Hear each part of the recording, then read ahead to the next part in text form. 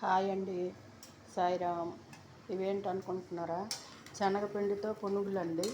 శనగపిండితో పునుగులు అంటే ఏంటంటే శనగపిండి ఇగోండి, ఉల్లిపాయలు, శనగపిండి, అలాగే అల్లం వెల్లుల్లి పేస్టు, కొంచెం గరం మసాలా, కొంచెం మసాలా కారం అని ఉన్నది కదండి, ఆ మసాలా కారం, ఉప్పు అన్నీ వేసి చిన్న సోడా గుండ వేసి ఇలాగా కలిపానండి. నేను పకోడీ వేసినప్పుడు చెయ్యి పెట్టనండి, స్పూన్తోనే వేస్తాను. చూడండి, ఇది ఆల్రెడీ ఒక వాయి అయిపోయింది. ఇది తీసి ఎలాగ వేయాలనేది చూపిస్తాను చూడండి. మీకు ఇది మనం పకోడీలాగా కూడా వేసుకోవచ్చండి.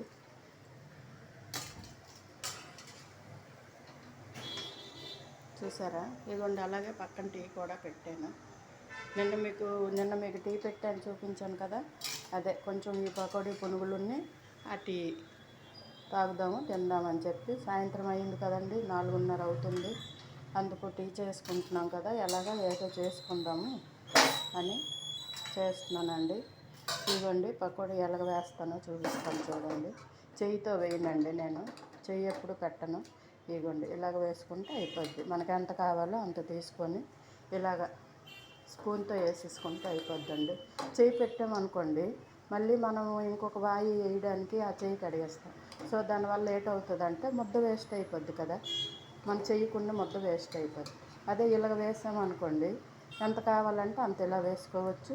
ఇందులో కొంచెం మనం సోడా గుండ వేసాం కదా, అందుకు కొంచెం పునుగుల్లాగా పొంగుతుంది అన్నమాట.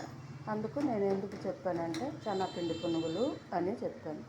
ఇలా చేసుకొని మీరు తినండి టీతోని, చాలా చాలా బాగుంటుందండి.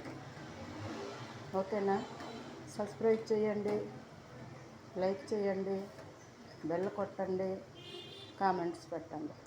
ఇవ్వండి, ఇలా తీసుకొని ఇలా వేసుకోవడం అంతే. చూసారా? అంతంత కొంచెం వేస్తేనే మీకు ఎంతెంత అవుతుంది. అదే ఎక్కువ వేసారనుకోండి అంత పెద్దది అవుతుంది. ఓకేనా? చూసారా ఎలా చేశాను? ఓకేనండి, బాయ్, సాయిరామ్.